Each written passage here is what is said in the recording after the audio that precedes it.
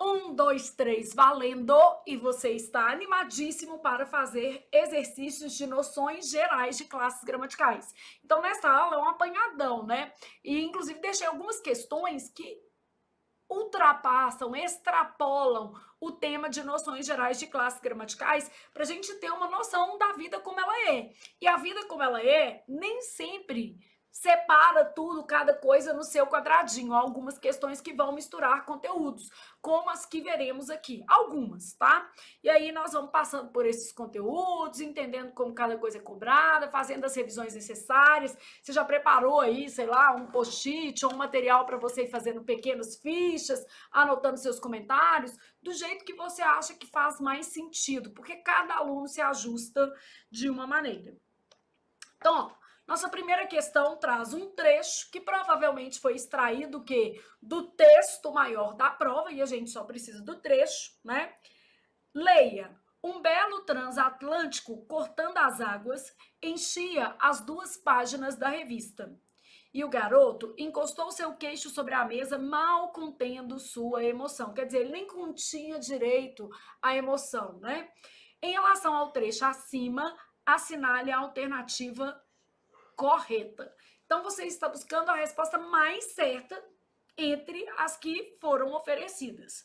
A primeira coisa que eu tenho aqui, ó, é a palavra mal tem a função adjetiva equivalente a de forma leve. Então, ele encostou seu queixo sobre a mesa, mal contendo sua emoção. Não tem a ver com contendo a sua emoção de forma leve. Ele nem continha direito, não conseguia conter sua emoção. Então, esse mal contendo a sua emoção é não conseguia conter. Eu tenho dois problemas. Esse mal não tem função adjetiva, ele tem uma função adverbial, porque ele está modificando o verbo conter, né? Mal continha sua emoção. Não contendo direito, aqui, ó. A ideia é essa daqui, mal contendo direito sua emoção. Então, esse termo tem valor adverbial e nem significa de forma o quê? Leve. É mal contendo a sua emoção, não conseguia conter direito, não conseguia fazer com que a emoção ficasse no lugar certinho, compartimentada ali. Ele expressou a sua emoção. Então, essa daqui a gente já sabe que ela é errada. Não tem natureza adjetiva e não equivale a de forma leve. Eu olhei as duas coisas, sempre é importante a gente pensar que sentido está num quadradinho e a classe está em outro quadradinho quando se trata de análise, né? Uma das partes aqui que estivesse errada já seria um item inadequado. A palavra encher, que dá origem à forma verbal enchia, é grafada com CH. Assim como enxaqueca e enxurrada. Oi, oi. Ó, realmente a gente tem o seguinte: são com CH todas as formas de encher. Então, encher, enchido, enchimento, preenchimento, né? Encheção e todas as formas derivadas de charque. Charquear, então tudo CH. E depois desse dígrafo EN aqui, ó, o normal é que a gente use a letra X, como acontece, por exemplo, em enxame. Então, enxaqueca, com X. Enxurrada. Depois do dígrafo, aqui, ó, EN. Ô, Flávia, dígrafo mesmo? É, gente, porque é assim, ó, encher, tá vendo? Então, isso aqui é um nasal, né? Depois desse dígrafo aqui, o normal é a gente usar X, como acontece em enxame, como acontece em enxaqueca, como acontece em enxurrada.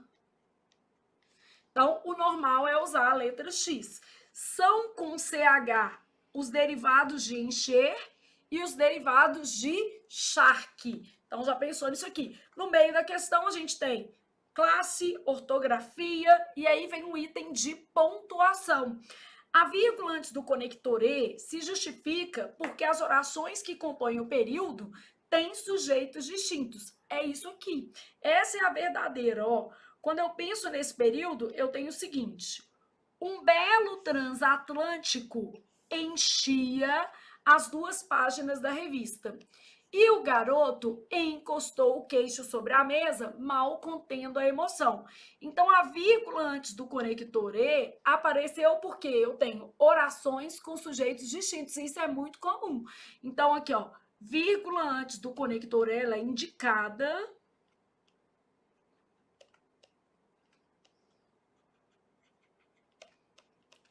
Eu tenho sujeitos distintos, sujeitos diferentes. Por isso que a gente usa a vírgula antes do conector E. Então, essa daqui tá verdadeira. Mas eu continuei pensando nas alternativas, avaliando o quadro. O pronome seu e o pronome sua apresentam diferentes referentes distintos, fazem retomada de palavras diferentes. Não, nos 2 casos, ó, o garoto encostou seu queixo, o queixo do garoto, sobre a mesa, mal contendo sua emoção. Emoção de quem? Do garoto. Então, não são referentes distintos. Nas 2 ocorrências, a retomada diz respeito às emoções do garoto e o queixo do garoto.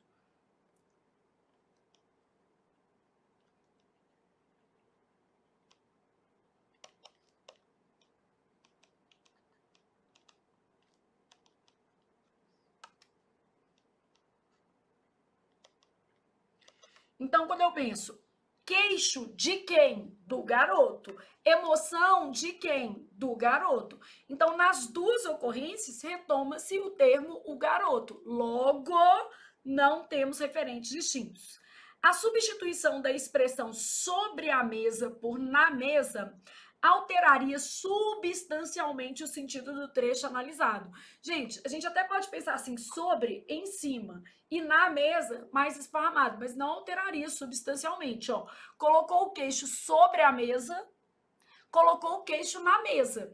Claro que se a gente for pensar, o sobre é melhor nessa situação, porque é encostar, né? É apoiar, beleza? E ele não tirou o queixo e pôs o queixo que na mesa, mas não alteraria substancialmente o sentido do trecho analisado. Principalmente porque você entende que a gente não vai tirar o queixo, tá? E tacar na mesa. Então, como ele não vai tirar o queixo e tacar na mesa, a gente sabe que essa alteração de sentido é sutil. E é, na verdade, muito mais um produto do que você vai entender com a frase, né? Então, trocar aqui sobre, pôr na mesa, colocou o quê? O pé na mesa ou sobre a mesa. Não vai fazer diferença do ponto de vista semântico. Então, não haveria alteração. Isso aqui, ó, não haveria.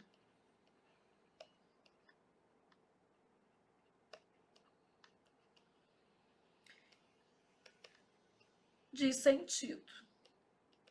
É igual colocar o pé na mesa ou sobre a mesa, nada aí seria alterado. Então, errada, errada.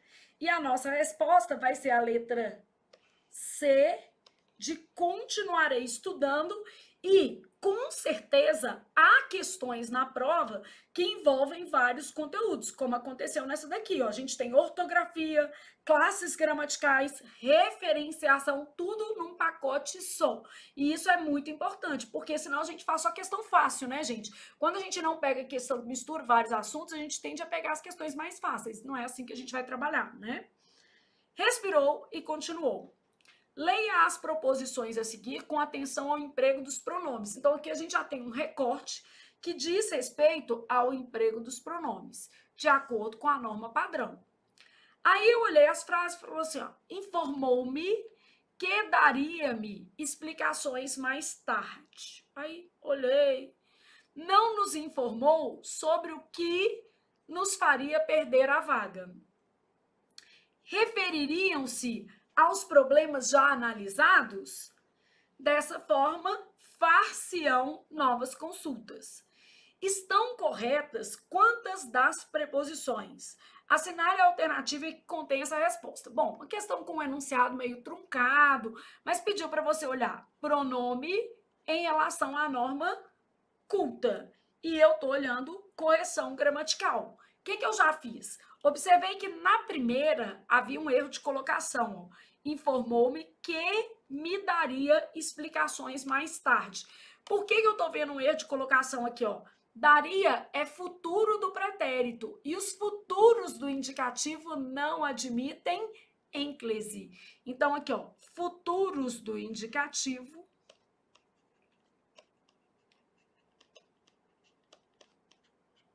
tanto o futuro do presente quanto o futuro do pretérito. Então, futuros do presente não admitem ênclise. Então, nesse caso, não posso ter ênclise. Continuei pensando, continuei lá na minha lógica, tá? Ó, se eu quisesse, eu ainda poderia melhorar aqui para quem tem rei, ra, ra, remos, reis, irão.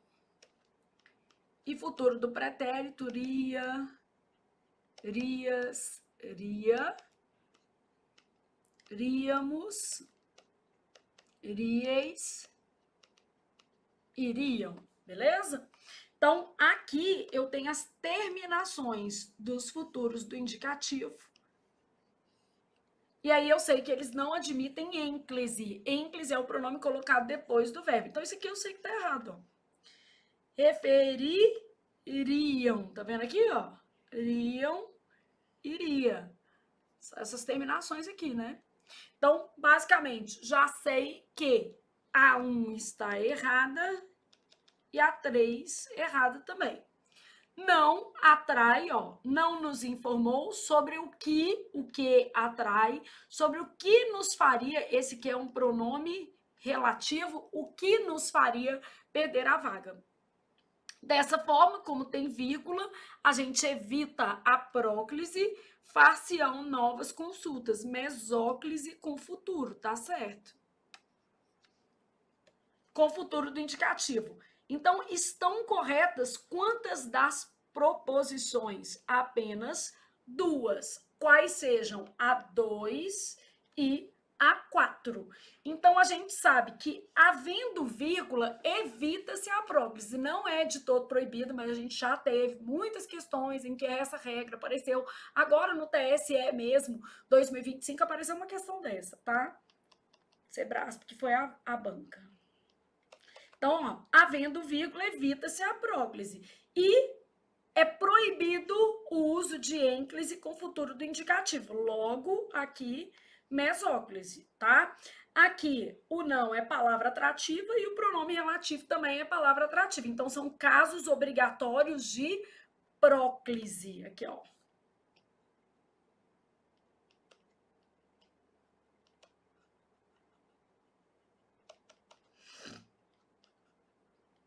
Eu costumo brincar com vocês, falar assim, o que é obrigatório em próclise? Nasgue, ride, oies. Vai pôr no seu braço aí até você o quê? Decorar. Então, o N aqui é palavra de sentido negativo.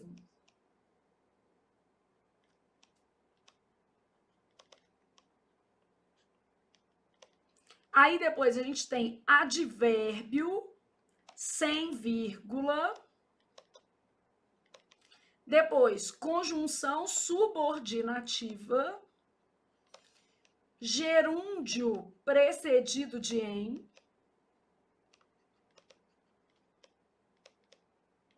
Aí depois, ride são pronomes, então eu tenho pronomes relativos, tipo o que aparece aqui é um relativo, né? Indefinidos e demonstrativos. E tenho também tipos de frases que obrigam a próclise. Frases optativas, são aquelas que exprimem desejo, interrogativas e exclamativas. Um tracinho só para ficar melhor. Então, nasgue, ride, oi, nada mais é do que um mnemônico só para você gravar os casos obrigatórios de próclise. Então, aqui, ó, eu tinha palavra de sentido negativo e pronome relativo. Basicamente, essa regra contemplada e essa daqui, ó. Beleza? E com isso, você finalizou a questão 2, entendendo que em noções gerais de classe, você pode ter uma questão, por exemplo, de colocação pronominal. Respirou e continuou a vida. Temos o seguinte, a deusa juventude traz vantagens, mas eu não a quereria para sempre. Ah, eu também não, gente. Tô achando ótimo envelhecer. Lógico, uma ruguinha aqui, bastante ruga, ainda mais hoje, sem maquiagem. Mas envelhecer é um privilégio. Afinal de contas, se a gente não envelhecer, a gente morre, né? Então, vamos torcer para que todos nós possamos envelhecer. Minha mãe morreu com 53 anos. Vê se eu tô querendo isso pra mim. Não, né, gente? Tô querendo envelhecer, ver meus netos, bisnetos. Igual minha avó. Minha avó tá com 96 anos, maravilhosa. Maravilhinda, na verdade. Então, ó, mãe da minha mãe, tá? Minha mãe partiu cedo, mas me deixou uma avó maravilhosa, fofa, cativante, tudo de bom. A deusa da juventude traz vantagens, mas eu não a quereria para sempre.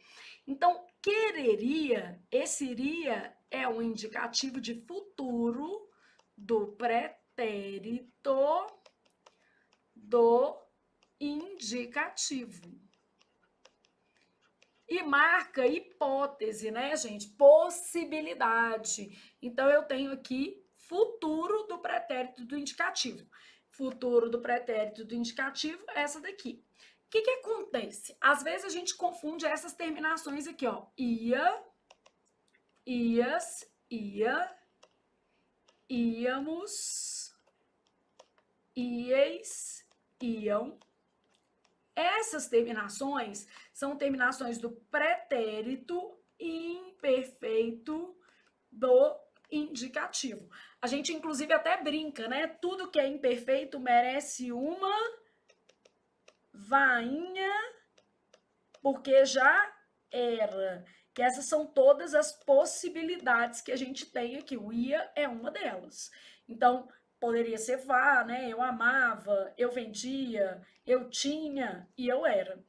E aqui, ao lado disso, muito parecido, a gente tem ria, rias, ria, ríamos, rieis, riam.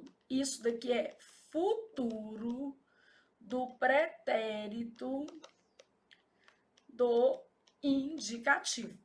E aí, vamos aproveitar e vamos fazer o verbo querer, que esse verbo aparece muito em prova, né?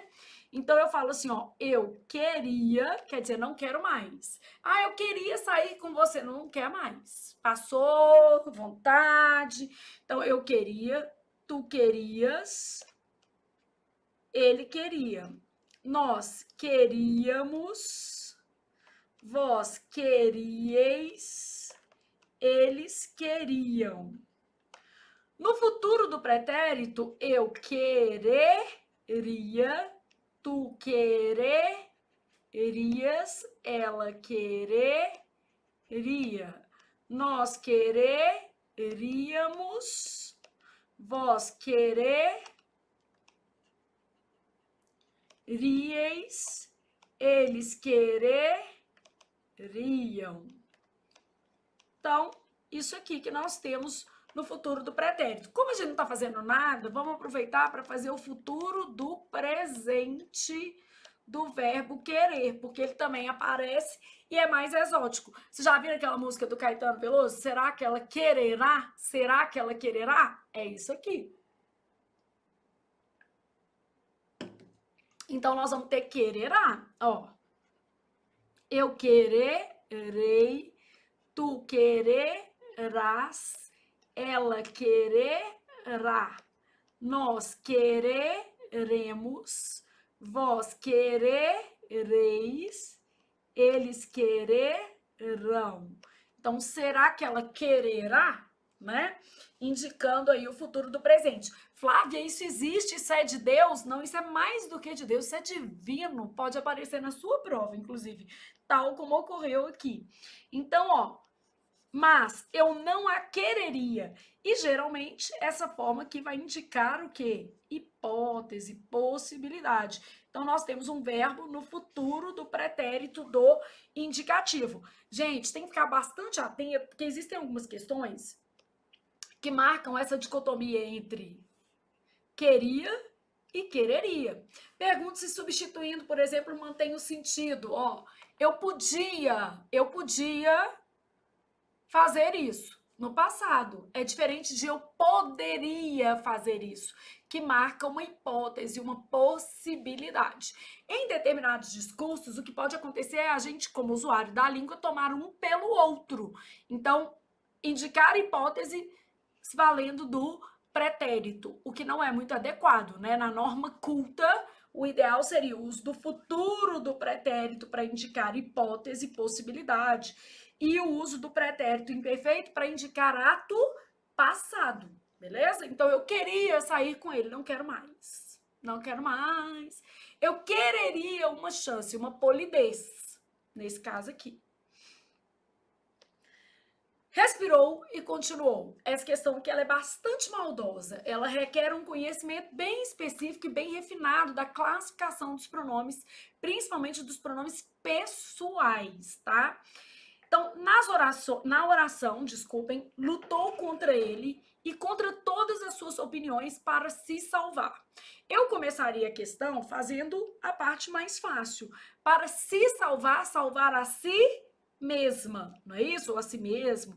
Então, aqui, ó, salvar a si. Nesse caso, eu tô vendo que é um pronome reflexivo. Por que é um pronome reflexivo? A ação recai sobre o próprio agente. Então, aqui, ó, a ação recai sobre o próprio agente. Aí, o meu probleminha tá nesse ele aqui, ó. Porque quando a gente olha rápido, a gente pensa assim, eu, tu, ele, nós, vós, eles. Pronome pessoal do caso reto. Aí a pessoa vem aqui, já vê esse daqui, marca. E aí, sabe o que acontece? Cai no buraco, porque não é um pronome reto. Olha o que tem antes aqui, uma preposição. Se eu tenho uma preposição, esse ele que tá aqui é um pronome oblíquo tônico. Então, pronome oblíquo tônico. Então, ó, eu vou começar com o que eu sei. Pronome reflexivo não é demonstrativo, não é reto. Sobrou isso aqui, ó, pronome pessoal do caso oblíquo, de modo que a resposta vai ser a letra D de Deus ajuda menino que senta e estuda. E ajuda a professora também que faz revisão para o menino. Então, bora lá para uma revisão pensando nos pronomes pessoais.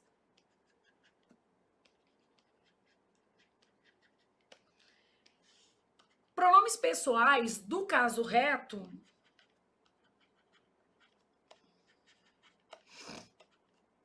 eu, tu, ele, nós, vós, eles, claro que pode ser ela e elas aqui. O que a gente sabe sobre os pronomes pessoais do caso reto? Eles funcionam como sujeito ou como predicativo do sujeito. Então, neste caso aqui, ó, funcionam como sujeito ou como predicativo do sujeito. Vamos supor que eu tivesse assim, ó, entendeu que ele faria o trabalho. Então, quando eu falo entendeu que ele faria o trabalho, ele, conjugando o verbo fazer, fazendo o papel aí de sujeito deste verbo. Portanto, pronome pessoal do caso reto. Aí, na sequência, eu tenho os pronomes oblíquos. Então, do caso reto, eu vou para aqui para os oblíquos. Os oblíquos podem ser oblíquos átonos. Átonos são sem preposição, eles se ligam diretamente ao verbo. Então, vou colocar aqui, ó, sem preposição. O que vai ser pronome átono? O, a, os, as, e variações. O que é variação? No, na, nos, nas, lo, lá, los, las. Então, isso aqui. Lhe e lhes, me, te, si, nos e vos. Bom, esses pronomes aqui, ó, me, te, si, nos, vos, eles também podem ser pronomes o quê? Recíprocos ou reflexivos. Então, esses mesmos aqui, ó, me, te, si, nos, vos, a depender da frase, eles podem ser recíprocos ou reflexivos, a depender da ideia que eles vão trazer para a frase. A ideia de recíproco é um ao outro. A ideia de reflexivo é a ideia de a si mesmo. Então, beleza, é o contexto semântico que vai definir. Mas eu ainda tenho pronomes oblíquos tônicos. Os tônicos são aqueles que vão apresentar preposição, com preposição. Esses pronomes tônicos, eles vão funcionar, em regra, complementos ou adjuntos, tanto verbal quanto adnominal. Então, normal é que a gente tem isso aqui. E quais vão ser esses pronomes oblíquos tônicos? Então, eu começo lá minha listinha assim, ó. Mi, ti, si. Aí, depois eu tenho nós, vós, ele, ela, eles, elas. E aí, eu vou ter comigo, contigo, consigo, conosco, convosco. Então, olha o que vai acontecer aqui, ó. Eu vou ter nós, vós, ele, ela, eles e elas em mais de uma listinha. Eu e tu não, mas esses em amarelinho aqui, ó, eles precisam de um alerta, né? Você olhou para eles, então o que acontece? O que vai definir? Aqui eles funcionam como sujeito, como predicativo de sujeito, e aqui eles funcionam como complementos ou como adjuntos e aparecem preposicionados. Então, vamos supor que eu tivesse uma frasezinha assim, ó. Referiu-se a ela com carinho. Alguém, né, aqui um sujeito, referiu-se a ela. Quem se refere a alguém. Então, esse termo que está aqui, ó, é um objeto indireto. Aqui é sujeito. Ó. Se esse termo é um objeto indireto e ainda está preposicionado, isso aqui é um pronome oblíquo tônico e não um pronome reto. Então, eu preciso ter uma noção desses pronomes pessoais e preciso ter uma atenção maior em relação a esses pronomes aqui, porque, a depender da frase, eles vão receber diferentes classificações. Voltei aqui à minha questão, lutou contra ele e contra todas as opiniões. Quem luta, luta contra alguém. Isso aqui é um objeto que indireto. Eu tenho uma preposição, portanto, o meu caso é de pronome pessoal do caso oblíquo e, mais especificamente, oblíquo tônico, porque está precedido de preposição, no caso, a preposição contra, e funciona como objeto indireto. Pensaram nisso? Então, beleza. Letra D, de Deus ajuda menino que senta e estuda. De devo estudar. E aí você continuou já fazendo um esqueminha desse, que é sempre bom revisar a matéria, né, gente? Você tá aqui é para isso, não é só para marcar o gabarito, não. Bom, aí depois o povo tá lá querendo ser papiloscopista. Tem que estudar português, tem jeito não. O jornalista decidiu que, no feriado, iria fazer um passeio com os filhos no zoológico da cidade. Na volta, reuniria os amigos e tomariam uma boa aguardente, enquanto pensavam em um passatempo que não fosse falar de política ou de esporte. Ixi, gente, beber e falar de política e de esporte é tenso, hein? Tomara que, né? Beba aguardente e não fala disso, não. Assinale a correlação correta entre a palavra dada, extraída do trecho acima, e o seu processo de formação. Bom, antes da gente pensar aqui nos processos de formação, deixa eu ver se eu tenho uma folhinha aqui. Deixa eu pegar uma folhinha lá do final, só para você ter uma ideia, tá? Então, quando eu penso no processo de formação,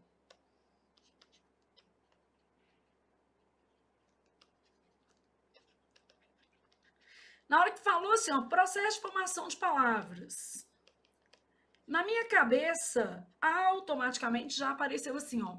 Eu tenho o básico, que é derivação, e outro que é composição.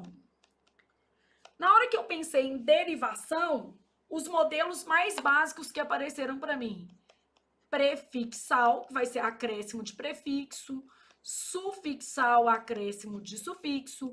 Eu posso ter prefixal e sufixal, que vai ser um acréscimo de prefixo e sufixo, mas esse acréscimo é independente. Eu já ponho aqui, ó.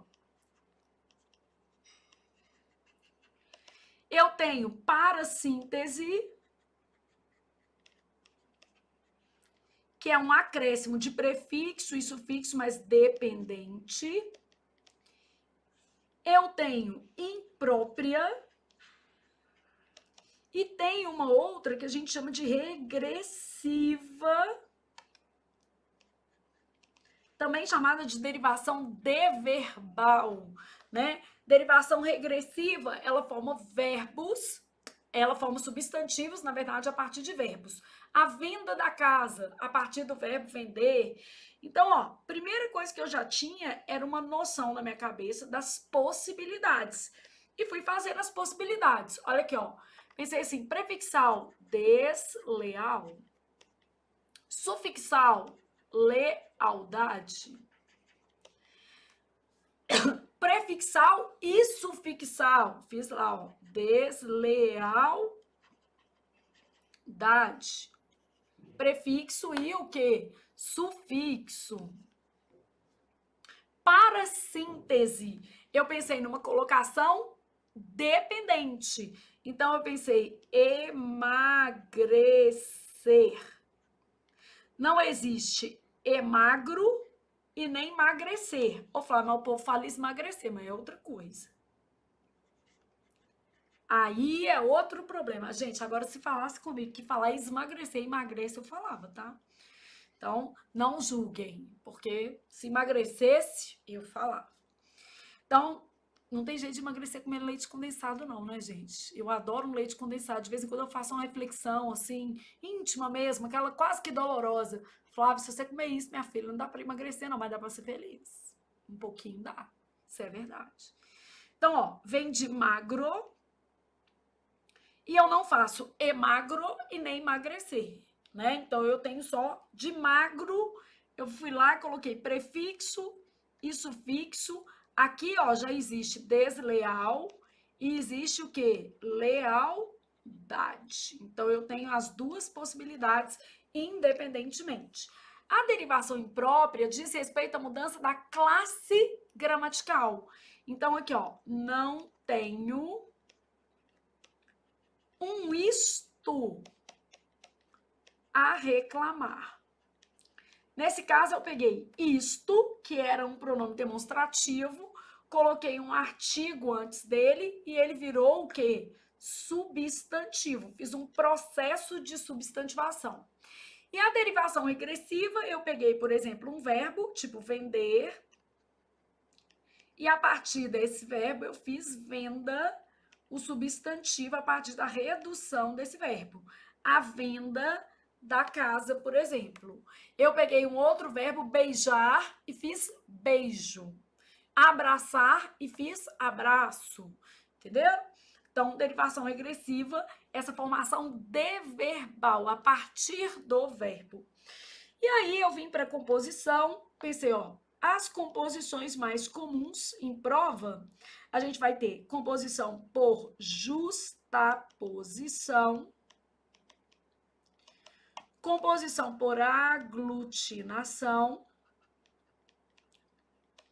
e a composição por hibridismo, que é mais chatinha, porque você deveria reconhecer que as palavras são de origens distintas, aparece. Justaposição, eu falo, por exemplo, passa tempo. Passa mais tempo, não perdeu o fonema. Na aglutinação já ocorre perda de fonema. Ó. Aguardente, eu tenho água mais ardente. A aglutinação apareceu aqui, ó. Esse azinho ficou aglutinado. E hibridismo eu posso dar, por exemplo, televisão, que a gente tem radical grego e latino compondo a palavra. Então, na hora que eu li processo de formação de palavras, tipo, antes de eu começar a questão, eu já pensei nisso aqui tudo.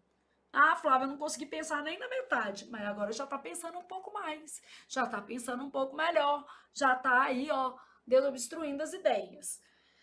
Respira, pensou nesse mapinha aqui, volta lá para sua questão, porque ela trata desse conteúdo. Então, ó, eu quero saber a correta em relação ao processo de formação, mas para isso eu precisava ter uma noção dos processos de formação. E eu já aproveitei essa revisão, porque a 6 também é de processo de formação, ó. Tá falando de derivação imprópria. Então, já adiantamos o caminho para a 6. Jornal forma jornalista. Então, eu tenho um caso de derivação sufixal.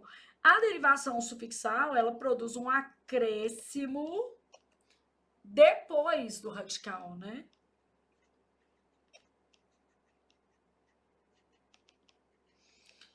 Aguardente. Aguardente é uma composição. Aqui a gente tem a aglutinação da letra A, mas são 2 radicais. Então, a primeira coisa é água mais ardente. Se são 2 radicais, nós já estamos falando de composição.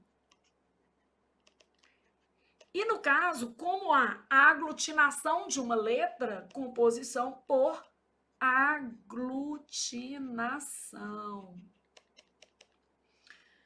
Volta. Aí ele usou um jeito diferente de escrever parasintética, porque ele colocou assim, ó, parasintetismo. Bom, é a mesma coisa de derivação parasintética, só que volta não é parasintética, volta é regressiva.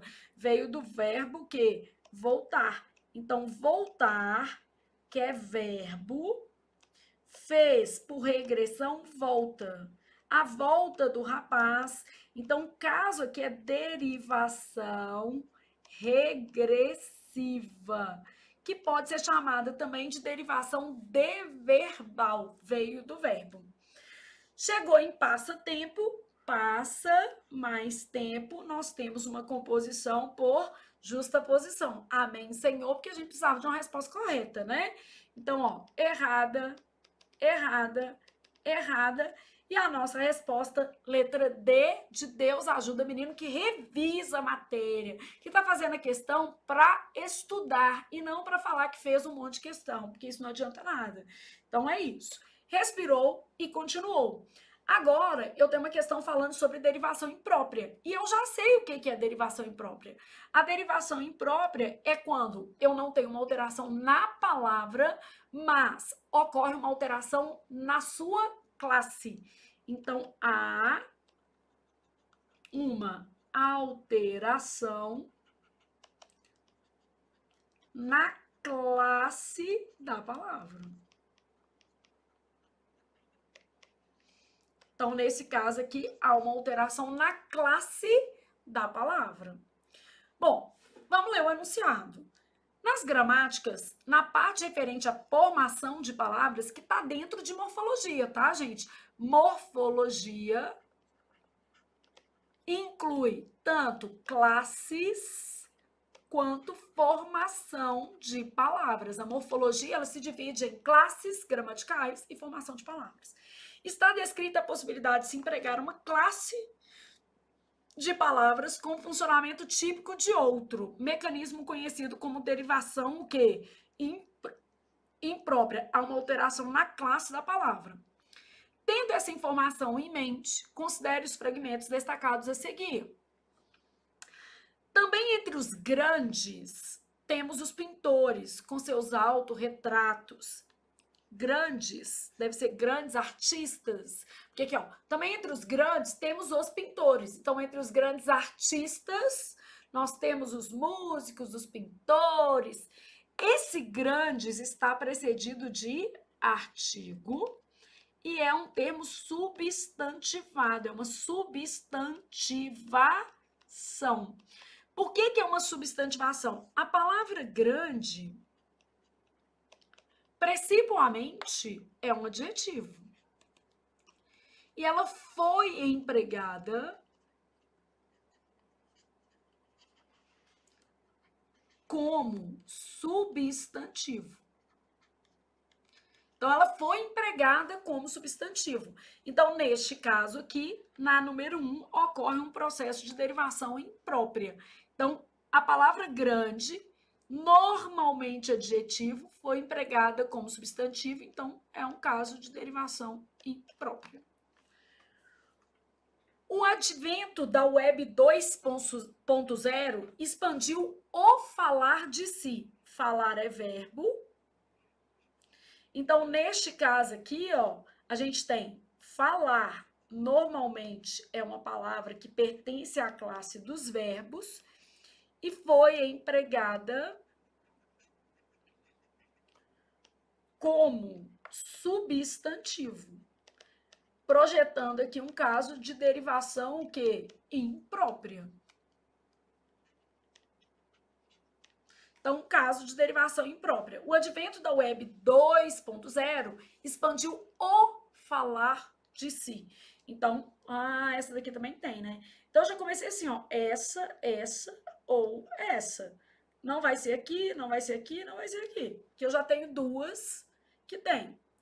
Já o internauta, só que internauta é profissão, e profissão já é substantivo, não é o homem internauta, né? Internauta é uma profissão, o professor, né? Ô, Flávia, mas profissão, usuário, né? Então, nesse caso, a palavra já é substantivo, ó.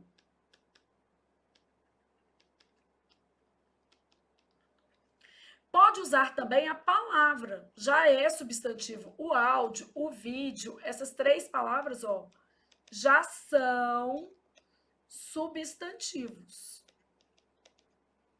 Incluindo a voz e o gesto, também já são substantivos. Então, se essas palavras já são substantivos, a gente não tem um processo de substantivação. A 3 não apresentava esse processo. Então, aqui, ó, a 3 não. De modo que a nossa resposta será apenas 1 e 2. Na 3, as palavras já eram substantivos, então não ocorreu um processo de substantivação. A derivação imprópria, em regra, gente, é um processo de substantivação, tá? Eu pego uma palavra de outra classe gramatical e transformo essa palavra em substantivo. É o mais comum a gente observar, tanto em prova quanto na realidade da língua mesmo. O processo de substantivação é muito comum em se tratando de troca de classes. Então, resposta letra C de continue estudando. Depois eu tenho o seguinte, leia o trecho a seguir. Enquanto crescia, então na hora que eu pensei em crescia, eu pensei assim, tudo que é imperfeito merece uma vainha, porque já era. Aí, eu já sabia que esse verbo estava no pretérito imperfeito do indicativo. E aí, quando eu olhei assim, ó, o tempo verbal do verbo destacado indica, eu percebi que a questão era semântica. Então, eu não estava querendo saber o tempo, eu estava querendo saber o sentido. Aí eu fui para cá e pensei assim, tá, quais são as possibilidades do pretérito imperfeito? Então, a primeira possibilidade dele é uma ação inacabada no passado. A segunda possibilidade dele é uma ação duradoura.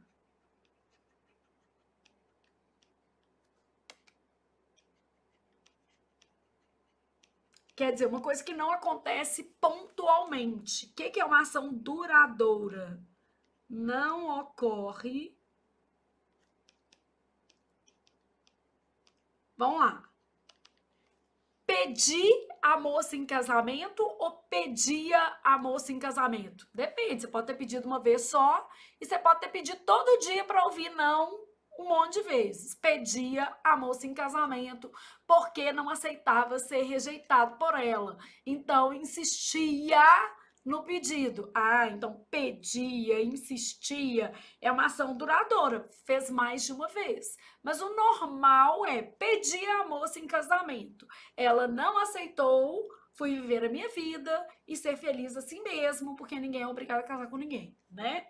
Então, ação duradoura no passado não ocorre pontualmente, ela é frequente no passado, é um passado frequentativo, também chamado de habitual. São nomes que as bancas usam, tá? Passado frequentativo e passado habitual.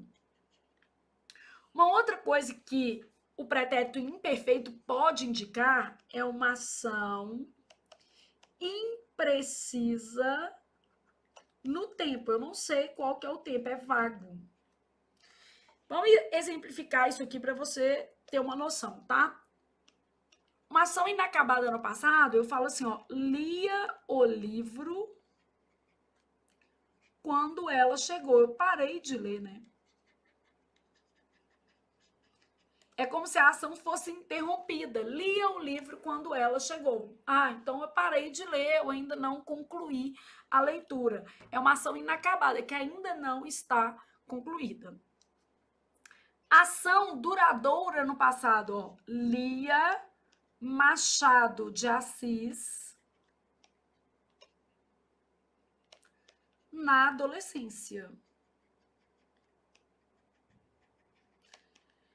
Quer dizer que eu li uma vez só ou eu li várias vezes? Eu li várias vezes, né? Era uma coisa constante. Eu comecei a ler Machado de Assis com um livro que se chama Miss Dollar. Muito legal, né? Até fala sobre o carnaval, aproveitando que a gente estava chegando aí. Fala sobre uma cachorrinha que chama Miss Dollar, mas ele tem todo um efeito ali do carnaval, das alegorias. Então, minha iniciação, mas que você gosta mais de Machado de Assis, gente? Eu não gosto. Eu amo alguns livros do Machado de Assis que são da fase mais realista dele, como Dom Casmurro, né, que eu acho que é bem bacana, mas eu prefiro Memórias Póstumas de Brás Cubas, disparadamente. Acho um livro muito melhor do que Dom Casmurro, até pelo tipo de drama e de literatura, e esse livro, Memórias Póstumas de Brás Cubas, é que inaugura o realismo no Brasil, então também tem essa perspectiva de inovação. Não sou tão fã das obras românticas do Machado de Assis, muito influenciadas ali pelo Victor Hugo, mas são boas obras. Mas eu gosto mesmo do Machado de Assis contista e cronista. Então, apesar de gostar dos romances, eu gosto, sabe de quê? Papéis avulsos. Eu gosto dos textos mais breves do Machado de Assis. Eu acho muito bom. Então, assim, Papéis Avulsos eu diria que é meu livro favorito, assim. Então, e se fosse narrativa, é Memórias Póstumas de Brás Cubas, sem dúvida. Uma narrativa mais longa, né? Então, lia Machado de Assis na adolescência, um processo que durou. Ah, Flávia, eu detesto Machado de Assis. Tranquilo, meu filho, a gente vive no mundo com as diferenças. Ninguém é obrigado a gostar da mesma coisa que o outro, não, né? Ação imprecisa, vaga no tempo, eu falo assim, ó, era uma vez uma linda moça. Então, esse era uma vez aí é uma ação imprecisa. E era tá aqui, ó. É uma forma de imperfeito. que não queria se casar, tipo a Valente. Adoro esse filme.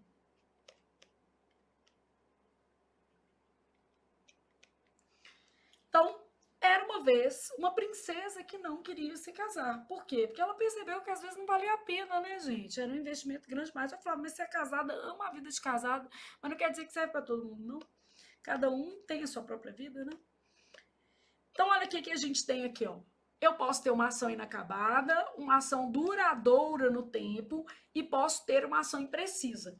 Com isso em mente, primeiro, eu já revisei quais são as cargas semânticas do pretérito imperfeito do indicativo, eu consigo ter uma noção melhor da nossa questão. O tempo verbal destacado indica. Aí fui lá olhar.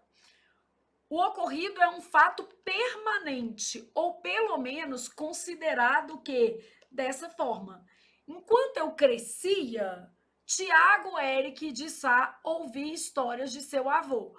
Bom, é um fato permanente, você nunca para de o quê? Crescer, provavelmente você chegou na idade adulta e parou de crescer.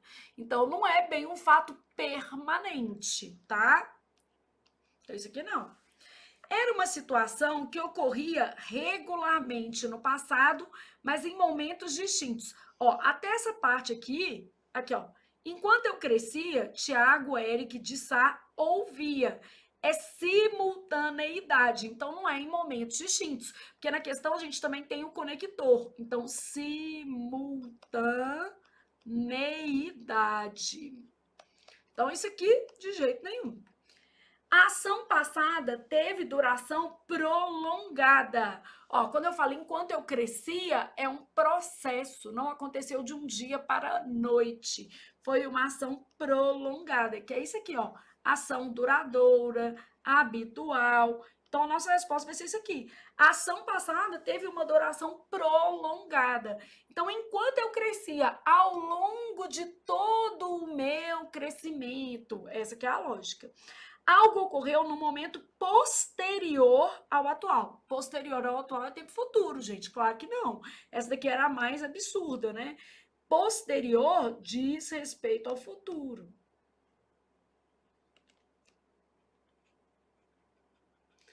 Então, ó, é uma situação que ocorria regularmente no passado. Isso aqui é verdadeiro, tá? Se falasse assim, é duradouro, regular, a mesma coisa. Isso aqui também. Só que o que distingue a letra B da letra C? Porque na letra B tá falando que essas duas ações de crescer e ouvir as histórias ocorriam em momentos distintos. E isso é falso, porque essas ações eram simultâneas. Então, nossa resposta, letra C, de continuar estudando até tomar posse. Depois eu tenho o seguinte, dadas as assertivas, e fui lá pensar nessas assertivas, já vi que era uma questão de lacuna. Os pronomes pessoais que preenchem corretamente os espaços são respectivamente.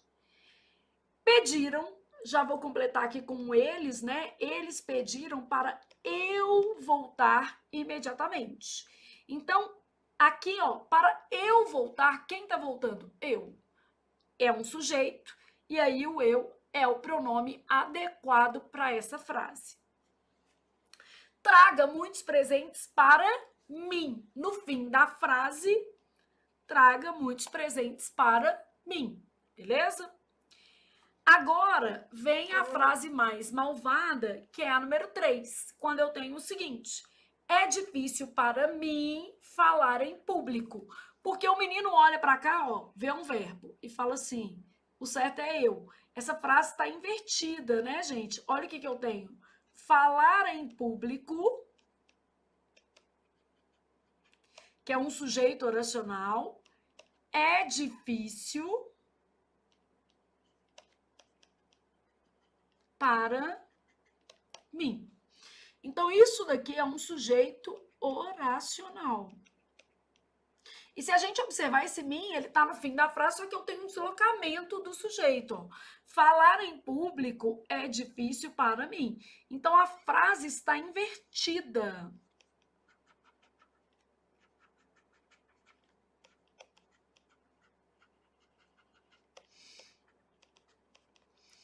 Então, houve uma inversão sintática, de modo que o pronome correto é mim.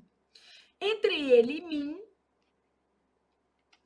já não há mais amor. Entra em mim, que depois de entre só se usa mim, a menos que haja um verbo e esse verbo esteja sendo conjugado pelo pronome. Porque aqui, ó, eu posso estar assim, ó, entre.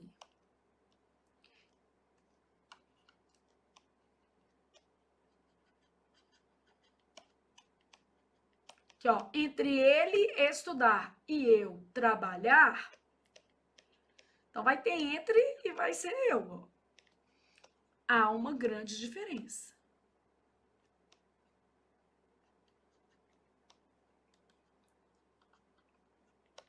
Então, entre ele estudar e eu trabalhar, há uma grande diferença. Existe uma grande diferença. Então, nesse caso, vai ser eu. Por que vai ser eu? Porque esse pronome aqui é sujeito do infinitivo. Comprei um pacote turístico para eu viajar. Sujeito do infinitivo. Então, a primeira coisa que eu tenho que pensar é o seguinte: se eu decoro mal e porcamente antes de infinitivo só se usa eu, provavelmente eu vou tomar na tarraqueta.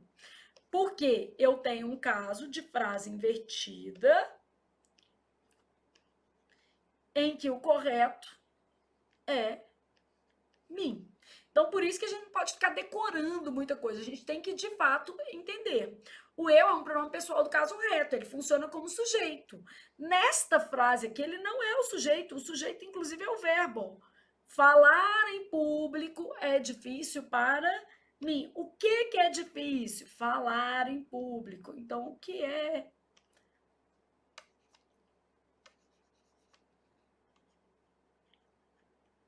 O que é difícil? Falar em público. Então, falar em público é difícil para mim, ok? Então, os pronomes pessoais que preenchem corretamente os espaços são eu, porque funciona como sujeito, eu, porque funciona como sujeito, me. E esse, o mais difícil era esse daqui, né? Ele está acontecendo porque existe uma inversão sintática na estrutura da frase. Ah, Flávia, então eu não posso decorar que depois, antes de verbo no infinitivo, sempre é mim? Sempre é um negócio muito complicado no português, porque depende da dinâmica da frase, depende de como eu construir esse enunciado, né, gente? Então, há situações em que a frase está invertida, em que eu não poderei usar o quê? Mim. Eu não poderei usar eu, na verdade. Aqui, ó, vamos lá, só revisar isso aqui, ó. Antes de infinitivo, aqui a gente está falando de eu versus mim num contexto bem específico, tá? Antes de infinitivo, verifique se a frase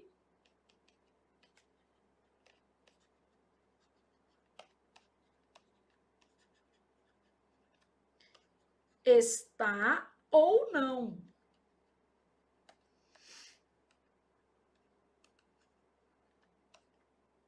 invertida. Então, você está observando isso aqui, tá? Então, a gente vai ter eu. Se o pronome desempenhar função de sujeito do infinitivo.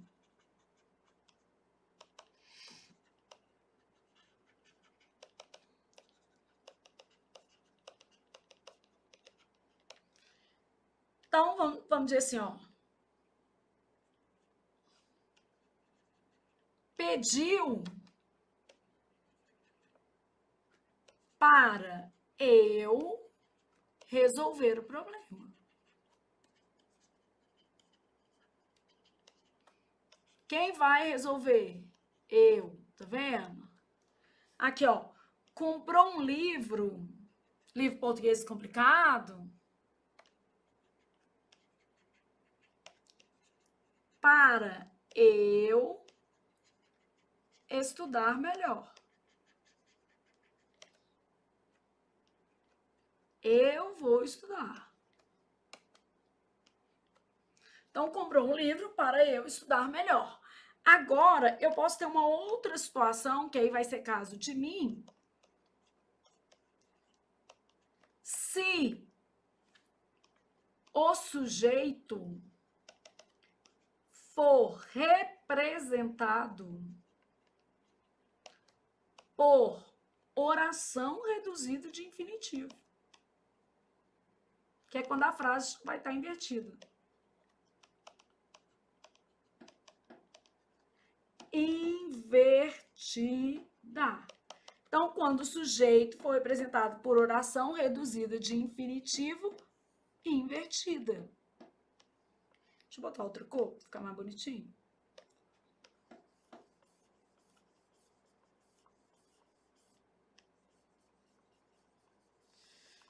Então, isso aqui. Ah, Flávia, aí como é que vai acontecer? Vamos lá. Aí eu vou falar assim, ó.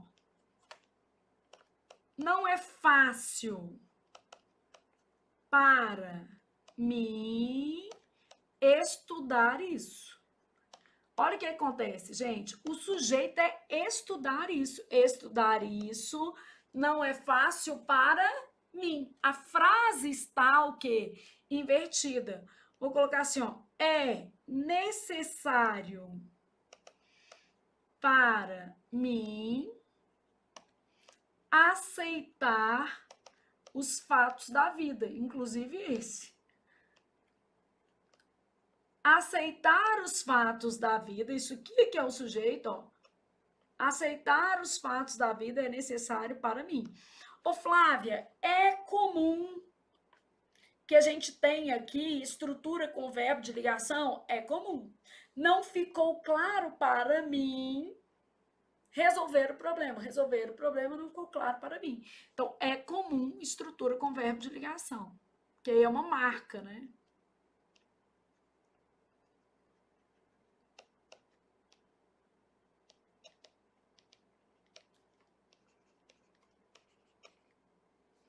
Beleza? Então, ó, mais um esqueminha antes de infinitivo, eu versus mim. Verifique se a frase está ou não o quê? Invertida. E a partir daí você trabalha para resolver a sua questão. Porque quando se trata de uma questão de eu e de mim, gente, vai ser muito comum isso aqui aparecer. Tem jeito. Vamos dizer assim, faz muito sentido você contemplar isso aqui na questão. Aí, ó. Então, nossa questão, letra D, de Deus ajuda menino que senta e estuda todo dia um pouquinho. Passemos, pois, para a próxima e já estamos na nossa reta final. Olha o que a gente vai ter. Leia o trecho a seguir. As pessoas passam a vida a observar o que não pode ser mudado. E, em função disso, sofrem desnecessariamente. Ai, gente, isso aqui é muito triste, hein? Não pode mudar e ainda fica ali sofrendo, com certeza. Aí vai ter que ir para terapia. É isso mesmo. Para a gente aceitar o que não pode ser mudado. Então, as pessoas passam a vida a observar. Vou começar olhando o nosso trecho. Esse as aqui é um artigo. Aí depois passam a vida. Esse aqui, ó, artigo também. A observar, preposição, tá antes de verbo. Que é um verbo, né? O que não pode ser mudado, o mais que, o trocado por o que? Aquilo. Isso aqui é um pronome demonstrativo. Então, observar aquilo que não pode ser mudado. E o que vai ser esse que? Pronome relativo. E, em função disso, sofrem desnecessariamente. Sobre o trecho acima, assinale a alternativa correta. O termo a, nas duas ocorrências, recebe a mesma classificação morfológica. Duas ocorrências, essas duas aqui, ó. Não é a mesma. Na primeira, ele é artigo e na segunda é preposição. Então, errado. Não, de jeito nenhum.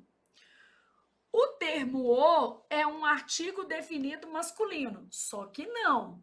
O com valor de aquilo é pronome o quê? Demonstrativo. E o que está depois dele é pronome relativo. Então, as pessoas passam a vida a observar aquilo que não pode ser mudado. Então, isso aqui, só que não. pronome demonstrativo, né, gente?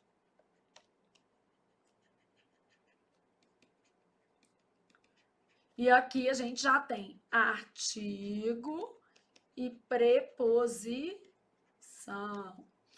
O termo desnecessariamente é um adjetivo com sentido de sem necessidade.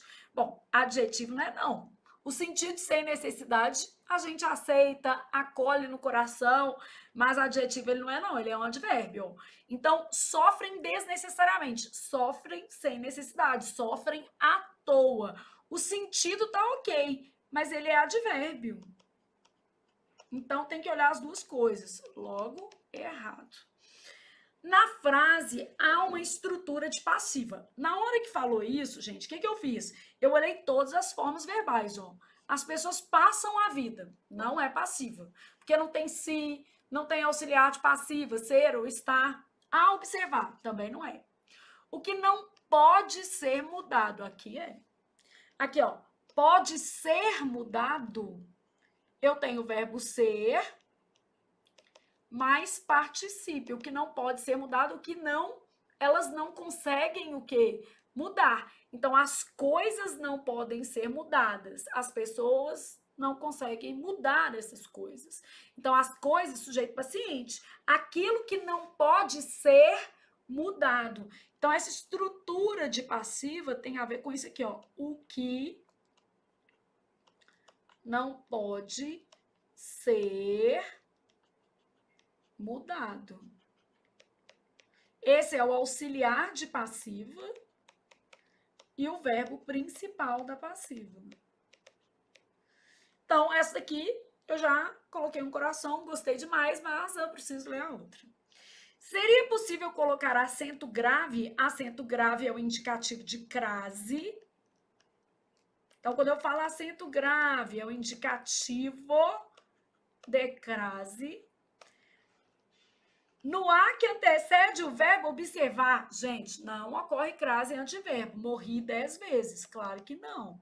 Aqui, ó, não ocorre crase antes de verbo, porque verbo não aceita artigo feminino. Então, não tem jeito de ocorrer crase. Amém, Senhor. Pelo menos eliminar as outras era fácil. Essa passiva aqui era mais desafiadora, mas também, se o aluno tivesse esse conhecimento das formas de passiva. Na hora que falou passiva, na minha cabeça eu já pensei em duas possibilidades. Eu falei assim, passiva, ou eu vou ter VTD ou VTDI mais o se, e esse se é partícula passivadora. Olhei, não tinha se, falei, isso aqui não é. Ou eu vou ter ser ou estar mais o que? Particípio. Aí eu achei ser mais particípio. Então, eu já tenho um modelo mental do que é a passiva. Logo, procurar a passiva ficou mais fácil, entenderam? Então, letra D de Deus ajuda menino que senta e estuda. E eu devo seguir com a nossa aulinha para a próxima questão. E você ainda está animadíssimo. Bora lá para mais uma questão. Leia o trecho a seguir. O guarda-chuva estava perto dela. Essa questão ela é chatinha. Mas teve medo de pegá-lo. Sobre o trecho acima, assinale a alternativa correta. Bom, de novo, estou pedindo a correta. O plural de guarda-chuva é realizado do mesmo modo que o plural de guarda florestal. Só que não. Olha o que acontece. Aqui eu tenho plural de substantivo composto, eu tenho uma regra geral para substantivo composto, tá? É a regra geral que está sendo cobrada aqui. Essa regra geral, a gente brinca e fala que é a regra do SAM. Substantivos, adjetivos e numerais variam. Então, essa regra do SAM, ela vai falar o seguinte, substantivos, adjetivos e numerais variam, beleza? De guarda-roupa é verbo, mais chuva substantivo. Então, o plural de guarda-chuva é guarda, singular, chuvas. No caso de guarda florestal, esse guarda não é de guardar, é de policial. Então, eu tenho policial, substantivo, mais florestal, que é adjetivo. Substantivos, adjetivos e numerais variam, os dois variam. Guardas florestais. Guardas florestais. Então, o plural de guarda-chuva é realizado do mesmo modo que o plural de guarda florestal? Errado. E, gente, aí é que eu falo. Às vezes aparece uma questão de plural de composto, uma letra só, o menino erra e perde a vida, né? Perde a sanidade porque não deu conta de uma questão. Cai muito? Não. Cai pouco, mas eu já vi na FCC, já vi na VUNESP, em 2024 caiu na prova de fiscal do ISS de São Paulo, gente, uma questão de plural de composto. Então, aparece, muito não, não é terrorismo aqui não, muito não, mas contudo, entretanto, todavia, pode ser a questão da sua vida, né? A verdade é essa. Lo é um pronome oblíquo tônico. Essa é falsa. Esse lo é um pronome oblíquo átono. É uma variação de o, né? O, a, os, as. Então, é um pronome oblíquo átono e é uma variação da forma o. Então, essa estava errada, essa era mais fácil, que você poderia ter decorado, enfim. Bom, o termo dela completa o advérbio perto, sendo, portanto, um complemento nominal. Ah, Flávia, agora zoneou um negócio, estava na análise sintática, no plural, aí foi para o pronome, agora colocou um negócio de análise, estava na análise morfológica e foi para a análise sintática. É assim que a vida real acontece, na vida, né? Na vida real, você tem que trabalhar, estudar, pagar suas contas, ser feliz, fazer uma ginástica, amar os outros, ir à igreja. Na vida real é assim. E na vida das provas, cai tudo misturado também. Bom, gente, esta é a nossa resposta. Se você não tiver um grande conhecimento de análise sintática neste momento, não se preocupe. Eu quero só que você pense assim, ó. O guarda-chuva, sujeito, estava perto. É um advérbio mesmo, tá? Então, quer dizer que esse está não é verbo de ligação, é verbo que? Intransitivo. Porque aqui, ó, o guarda-chuva estava onde? Estava perto dela. O que tá perto de alguma coisa. Então, aqui pede a preposição de e esse termo que completa o advérbio é complemento nominal. Não tem problema se você ainda não estudou isso, mas eu vou puxar uma seta aqui para te dizer o seguinte. O complemento nominal, ele é um termo obrigatoriamente preposicionado, essa é a principal característica dele. E o que ele faz? Ele completa substantivo abstrato, que não é o caso hoje, mas poderia ser, cai muito. Abstrato. Adjetivo, que também não é o caso hoje, favorável ao projeto, tá vendo? Ou advérbio, que é o caso hoje. Então, ele está completando o advérbio. O que está perto de alguma coisa. Então, ó, o termo dela completa o advérbio perto, sendo, portanto, um complemento nominal. Verdadeiro. Opção número 2 era você fazer por eliminação. Por eliminação, você tinha que ter percebido também isso aqui, ó. Este verbo não é de ligação. O guarda-chuva estava perto dela. Perto dela é onde ele estava. Isso não é qualidade, característica do sujeito. Isso daqui é a posição que ele ocupa no espaço. Então, há um verbo de ligação? Não. E esse aqui, ó, transitivo direto, teve medo de pegá-lo. Outro verbo transitivo direto. Então, quando eu fui olhar todos os verbos, eu tenho verbo intransitivo, verbo transitivo direto e outro transitivo direto. Quer dizer, não era essa. Flávia, mas ainda tinha uma outra que era maldosa pra caramba. Olha aqui, ó. Teve medo. Medo é nome, gente. De pegá-lo. Quem tem medo de. Isso aqui é uma oração subordinada, substantiva.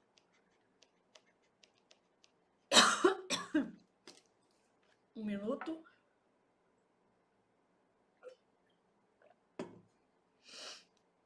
Completiva nominal. Bom, olha o que está falando aqui. A oração de pegá-lo é objetiva indireta. uma vez que apresenta preposição. Nem tudo que apresenta preposição na vida é objeto indireto, né, gente? Claro que não.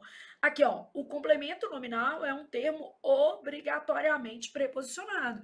Então, há vários termos preposicionados na língua.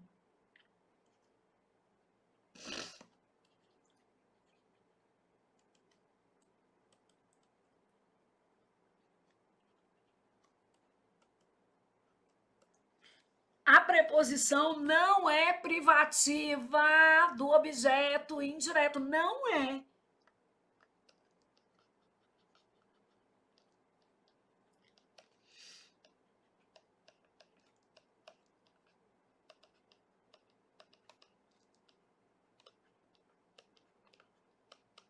Então, há vários termos. No caso, a nossa oração é completiva nominal. Então, onde é que está falando que a oração objetiva indireta, ela é, na verdade, completiva nominal, porque medo é nome. Quem tem medo de alguma coisa. Eu estou completando o nome.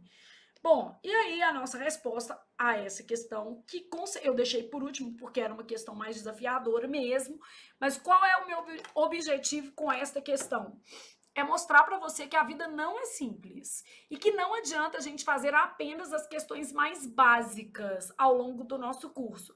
A gente tem que buscar também as questões mais desafiadoras, que vão mobilizar vários conteúdos, como esta questão aqui, que trouxe vários conteúdos. Ó, você tinha que lembrar do pronome oblíquo. Ah, é átono, não é tônico. Você tinha que lembrar que o verbo não é de ligação porque não existe o quê? Predicativo. Você tinha que ter uma noção de classificação de orações. Você tinha que ter uma noção de complemento nominal. Você tinha que ter uma noção de plural de compostos. Então, essa foi uma questão bem legal que mobilizou vários conteúdos dentro da língua portuguesa.